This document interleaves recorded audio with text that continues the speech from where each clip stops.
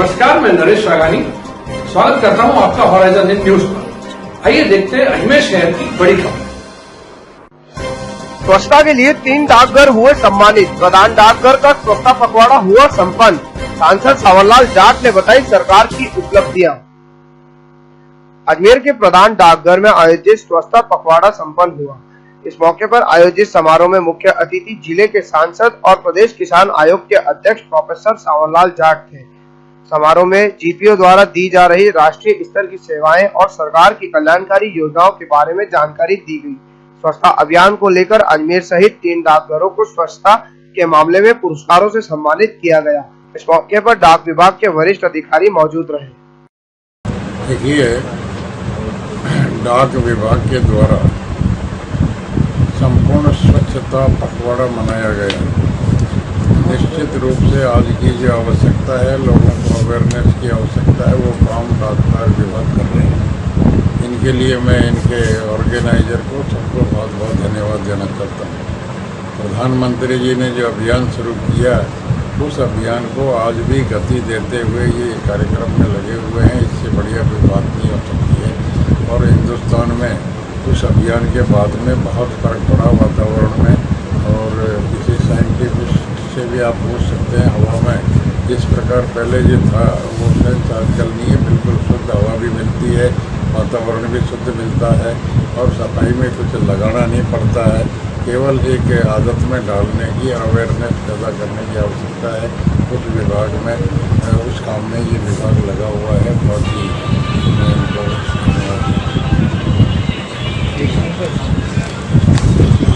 आएगा डाक विभाग में।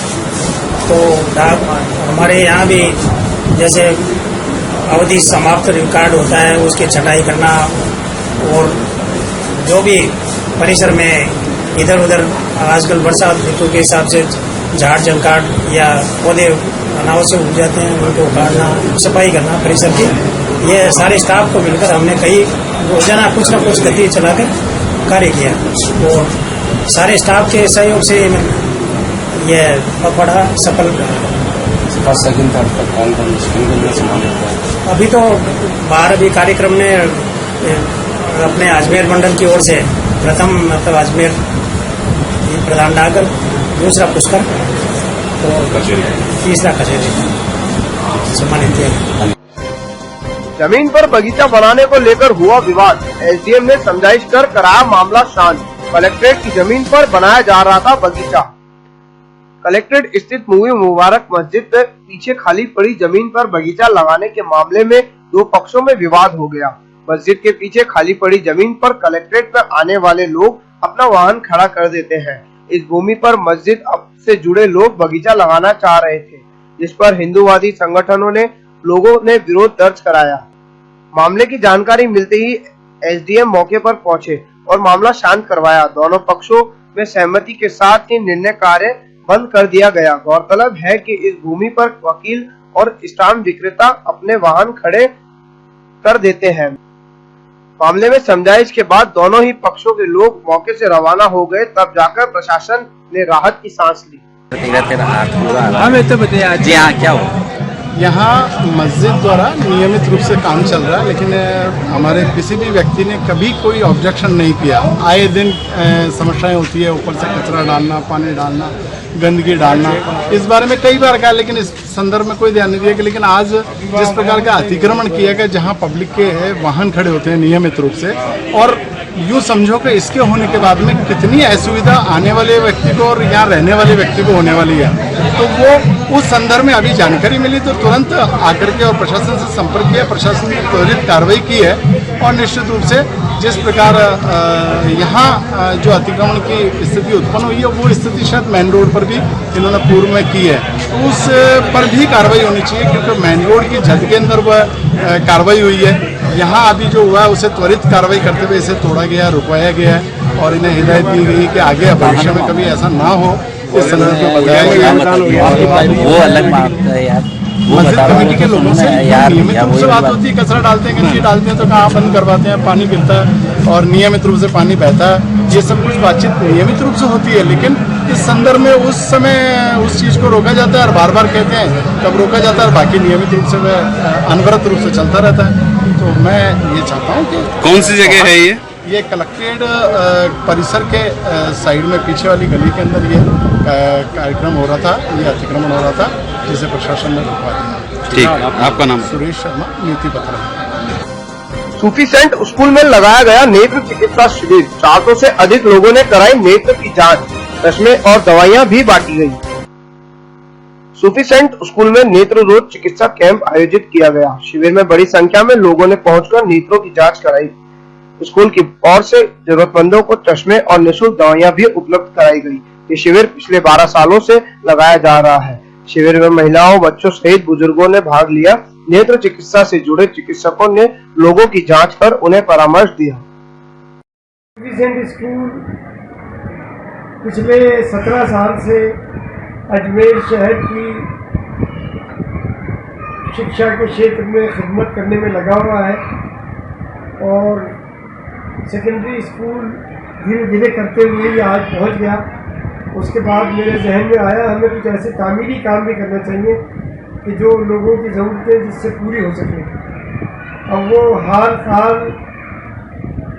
से सिर्फ काम नहीं चलेगा, कुछ तामीरी काम की ज़रूरत है। उसी चीज़ को ख्याल रखते हुए मैंने पिछली बार कुछ महीने पहले एक मेडिकल कैंप लगाया और उसकी कामयाबी के बाद अभी हमने आज एक आई कैंप लगाया है, जिसमें अजमेर के मशहूर डॉक्टर आँखों की जांच भी कर रहे हैं और मुफ्त में हम उनको करीब चश्मे भी बांट रहे हैं। और आज माशाअल्लाह अभी तक करीब 550 रजिस्ट्रेशन हो चुके हैं और मैं सोचता हूँ शाम तक पहुँचते पहुँचते ये इसकी तादाद बहुत आगे बढ़ जाएगी। और मुझे उम्मीद है इस कामयाबी के बाद हमें एक बहुत जल्दी फिर एक नया कैंप भी लगाना होगा। और मेरी आप सब हजरात से दरख्वास्त है कि आप लोग दुआ करें कि ये इसी तरह से सूफी सेंट स्कूल शिक्षा के क्षेत्र में और ये जो एक नया स्टेप है हमारा कि लोगों को हम निवारण कर सकें, उसमें अपना एक योगदान देता है। आपका नाम बताएं? मैं इस सूफी सेंट स्कूल का फाउंडर चेयरमैन हूँ और गुजरी शाही सूफी संस्था से मेरा ताल्लुक है। मैं उसका एक खिदमत देता हूँ। पूरा नाम बता दीजिए। मुझे नाम हसन कहते हैं। आज आंखों की जांच का कैंप लगाया गया है गुजरी शाह दरगाह के पास में सूफी सेंट स्कूल के अंदर, जिसके अंदर अब तक लगभग 250 से ज़्यादा मरीजों ने लाभ ले चुके हैं। और यहाँ पे बहुत अच्छी क्वालिटी की दवाइयाँ और चश्मे वितरित किए जाएंगे और काफ़ी पेशेंट यहाँ पर जो है लाभ ले रहे हैं।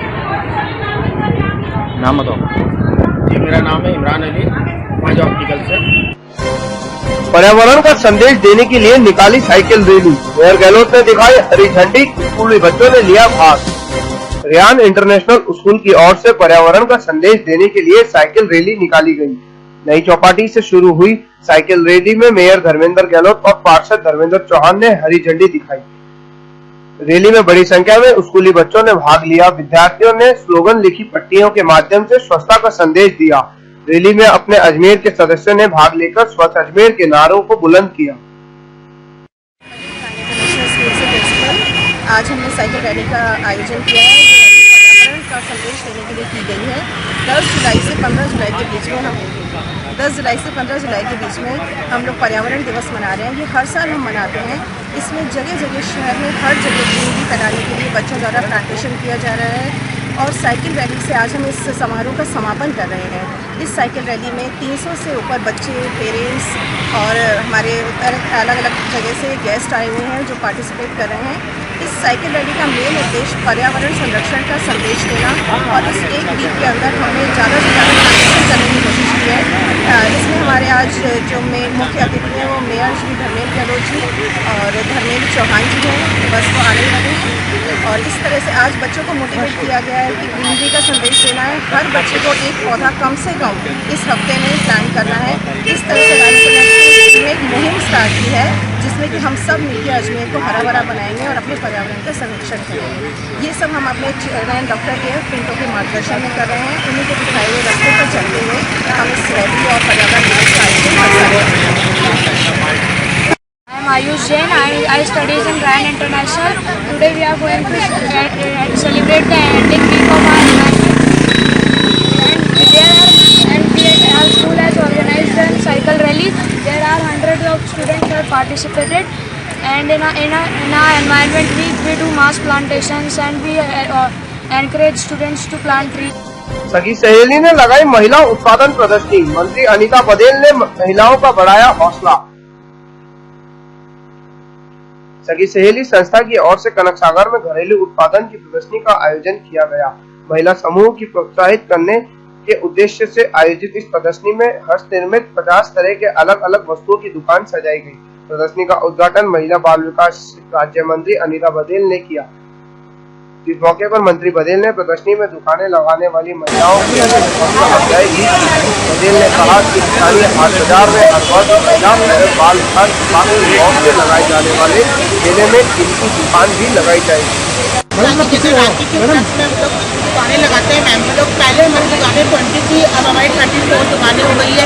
इससे अपने हाथ से बनी हुई चीज़ें बनी हुई होती है। मैड, अचार है, बैग्स है, बैंगल्स है, ज्वेलरी है, साड़ियाँ हैं, राखियाँ हैं, सब हाथ से बनी हुई होती है। इससे हमारा काफ़ी उत्साह होता है। ये 2 दिन का मेला होता है, इससे हम लोग काफ़ी एंजॉय करते हैं। राधिका गोयल। हाँ बताइए आप। हर साल की तरह हम इधर देख पा रही हैं यार, आप नीचे करो थोड़ी। इधर देख के बात कीजिए। हर साल की तरह हम राखी के उपलक्ष्य में सावन में ना दुकानें लगाते हैं। कनक सागर में एग्जीबिशन कम सेल लगाते हैं। आंखें बंद हो रही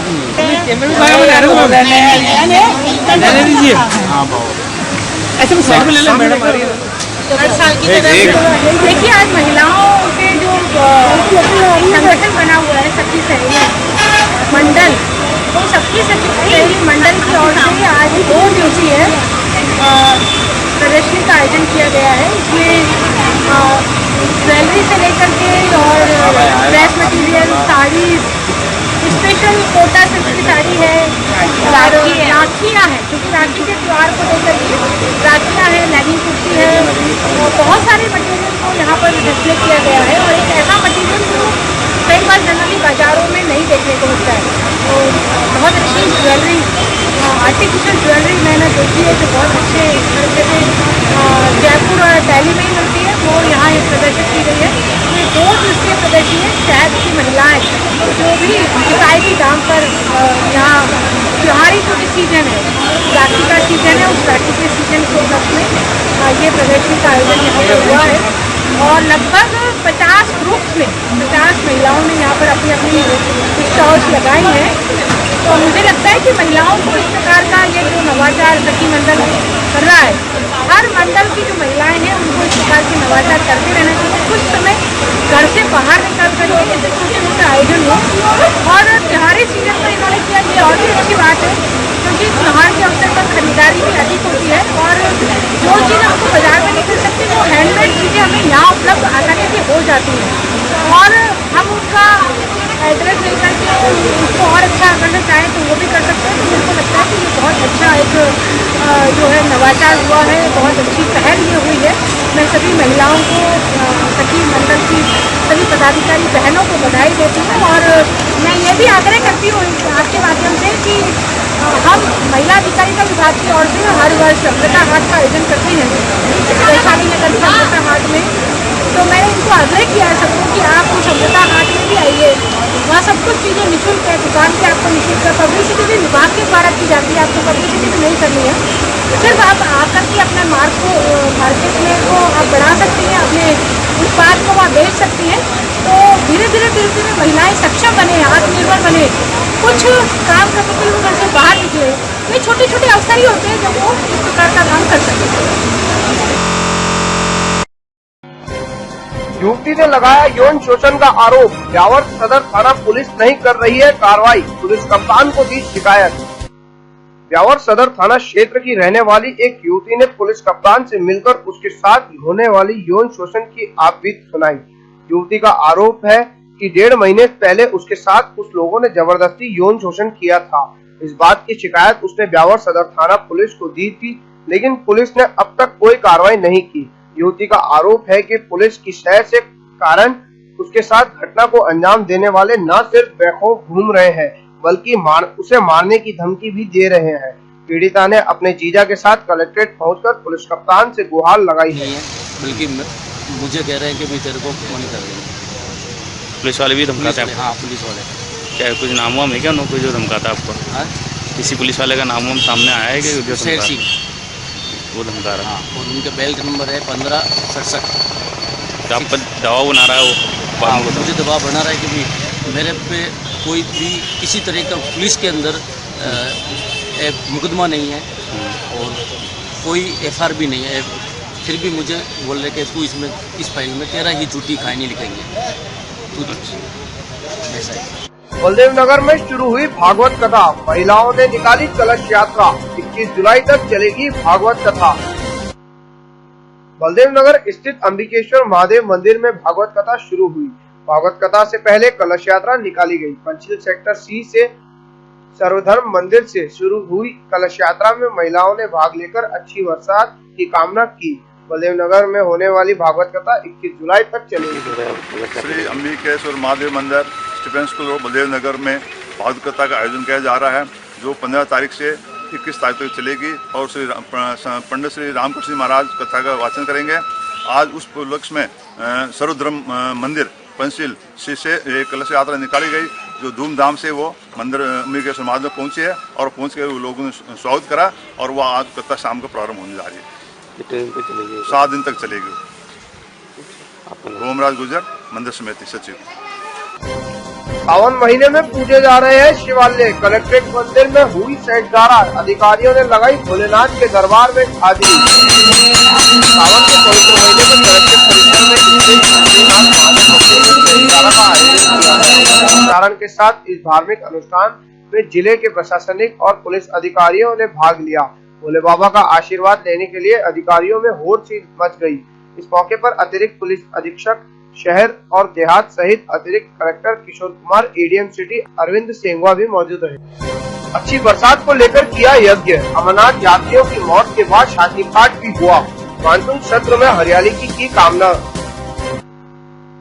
भारतीय जनता पार्टी कला एवं संस्कृति प्रकोष्ठ की ओर से अच्छी बरसात की मनोकामना के लिए वर्षा यज्ञ कराया गया। गंजपारा सर्किल पर स्थित बाबा भैरू मंदिर में हुए इस वर्षा यज्ञ में भगवान इंद्र देव से मानसून सत्र में अच्छी बरसात की कामना की गई। श्रद्धालुओं ने बड़ी संख्या में इस वर्षा यज्ञ में भाग लिया। इस अवसर में अमरनाथ यात्रा के दौरान आतंकी हमले में मारे गए गुजरात के 7 लोगों की आत्मा की शांति के लिए शांति पाठ भी किया गया। भारतीय जनता पार्टी कला एवं संस्कृति प्रकोष्ठ द्वारा आज देश की खुशहाली और राजस्थान में अच्छी बरसात हो, उसके लिए महायज्ञ का आयोजन किया गया है, ताकि देश में एक बहुत ही अच्छी बरसात हो, किसानों के चेहरे खिले और भारत एक कृषि प्रधान देश है। 70% जो है कृषि पर निर्भर है। अगर कृषि हमारी खुशहाली होगी तो देश खुशहाल होगा। उसको लेकर आज हमने यहाँ पर महायज्ञ का आयोजन किया गया है। साथ के साथ जो अमरनाथ में जिस प्रकार से पाकिस्तानी आतंकवादियों ने निर्दयों के साथ हत्या की, उनके लिए शांति पाठ और उनके श्रद्धांजलि कार्यक्रम आज हमने भारतीय जनता पार्टी कला सांस्कृतिक प्रकोष्ठ की ओर से यहाँ पर आयोजित किया गया। हम ये चाहते हैं देश में खुशहाली हो, अमन चैन हो, सुख शांति हो और बरसात अच्छी होगी तो निश्चित रूप से हमारे देश में बहुत खुशहाल होगा और कृषि खुश होगा, आमजन खुश होगा, पीने का पानी मिलेगा, जानवरों को और इंसानों को सबको मिलेगा, तब हम हमारा देश तरक्की की ओर होगा। ठीक है आपका। गोपाल बंजारा, प्रदेश अध्यक्ष कला संस्कृति प्रकोष्ठ। प्रशासन पस्त, अतिक्रमी फिर हुए मस्त। मदार गेट फिर फंसा अव्यवस्थाओं के जाल में। दुकानदारों ने जताया रोष। शहर का सबसे प्रमुख मदार गेट बाजार एक बार फिर अव्यवस्थाओं के जाल में फंस गया है।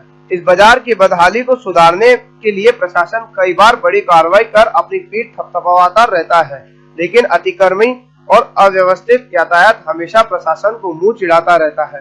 कई बार तो नगर निगम और ट्रैफिक पुलिस सहित अन्य सरकारी महकमों ने संयुक्त अभियान चलाकर बाजार को सुंदर बनवाया, लेकिन इधर अधिकारियों की पीठ होती है और उधर लोग एक बार फिर पुराना ढर्रा खड़ा कर देते हैं। क्षेत्र में प्रशासन की उदासीनता भी नजर आ रही है। उस मेले में लगाई गई लाइटें आज तक शुरू नहीं की गई। सड़कों की हालत में भी सुधार नहीं हुआ है। होराइजन हिंद न्यूज के रिपोर्टर अशोक बनवाल ने मदार गेट की अव्यवस्थाओं को अपने कैमरे में कैद किया। क्षेत्रीय दुकानदारों ने भी अच्छी खासी नाराजगी जताई। यहाँ पर नो वेंडर जोन करा हुआ है गवर्नमेंट ने पिछले 2 साल से, लेकिन अभी भी व्यवस्था होगी वही है। सारे ठेले वेले सब परेशान हो ही रहे हैं। कोई ट्रैफिक की व्यवस्था नहीं है। आए दिन अभी भी जाम लग रहे हैं। गाड़ियाँ बंद कर रखी हैं, लेकिन फिर भी गाड़ियाँ आ रही जा रही हैं। किसी भी तरह की कोई व्यवस्था प्रॉपर नहीं दे रही है हमको सरकार। इसके लिए क्या करेंगे? सड़क की हालत भी बहुत ख़राब है। लाइटें लग नहीं रही हैं, पुरानी ले गए, नई लगा नहीं रहे। उसके लिए हमने पहले भी एक बार शिकायत की है, लेकिन कोई सुनवाई नहीं हो रही है। आप निगम में कुछ कार्रवाई करी है आपने? नहीं जी, अभी तक निगम तो नहीं गए। आगे कुछ करेंगे? यहाँ के लोकल पार्षद के कार्यकर्ताओं से हमारी बात हुई है। पार्षद से भी बात हुई है हमारी। क्या कहा उन्होंने? उन्होंने बताया, उन्होंने आश्वासन दिया है कि लाइटें लग जाएंगी। आपका नाम बोले? अनिल केसवाल। टारगेट घंटा करके यहाँ खड़े हुए हैं। यहाँ की ऐसी है व्यवस्था है जिसकी कोई कहने वाली बात ही नहीं है। पहली बात तो रोड ऐसे खुदे हुए हैं यहाँ के कि कोई गाड़ियाँ दिन में 2-3 गिरती है, लेडीज़ों के पैर मुड़ जाते हैं। और ये पुल बना है जब से ऐसा ही व्यवस्था बाजार है यहाँ से जाहिनों का मेन बाजार है उतरने का, उसमें ऐसे ही व्यवस्था रहती है। एक तो जेब कतरे और दारूड़े यहीं पड़े रहते हैं। हमने कई बार पुलिस में शिकायत करी है, बस घंटे 15 मिनट के लिए आए, भगाए और चल देते, कोई सुनाई नहीं है। और इतनी परदेशियों की जेब काटते हैं इसकी कोई हद नहीं। और ये लाइटें लगी हुई है, आज 4 महीने हो गए। चेटी चंद वाले रोज खंबा लग गया था कि मेले पहले चालू कर देंगे, पर इसकी कोई वो नहीं हुई। अंधेरा बुक रहता है। उस मेले में भी यही हालत है। बेचारे जैन देखते थे किधर को रोड जा रहा है, इधर जाए या उधर जाए, कोई सुनवाई नहीं होती है। हाँ, आज तक लाइटें बंद रहती है और रात को पुलिस वाले जरूर रहते हैं, पर इस बाजार के अंदर हिंदुओं का इनका इतना माहौल खराब हो गया, पूछो मत। टीवी कलाकार हर्षाली सिंह ने दी दरगाह में जियारत। नए सीरियल के लिए मांगी मन्नत। हर्षाली कर चुकी है कई फिल्मों में काम। टीवी कलाकार और फिल्म अभिनेत्री हर्षाली सिंह ने ख्वाजा गरीब नवाज की दरगाह में हाजिरी देकर अपने नए सीरियल की कामयाबी की दुआ मांगी। हर्षाली सिंह मराठी फिल्मों में काम कर चुकी है। हर्षाली ने कई सीरियल में भी अहम किरदार निभा चुकी है। हर्षाली ने गरीब नवाज की दरगाह में आकर अकीदत के फूल पेश कर मन्नत का धागा बांधा।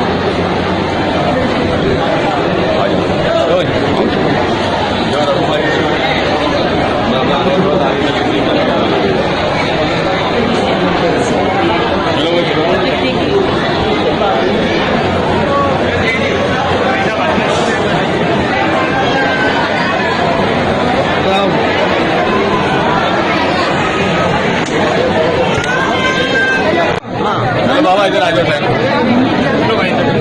आराम करो,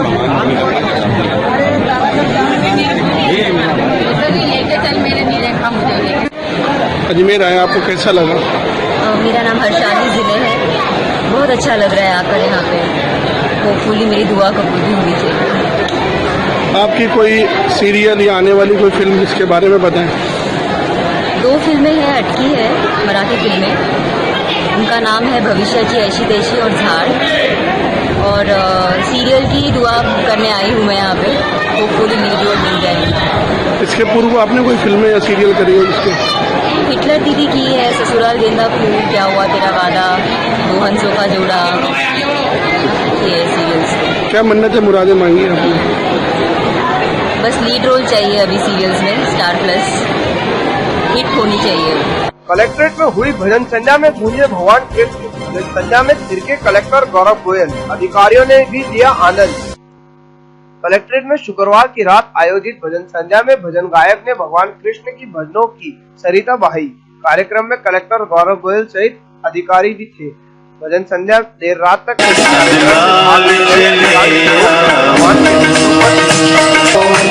मेरी पकड़ो एक बार सावरिया गिरधारी, पकड़ो एक बार सावरिया गिरधारी।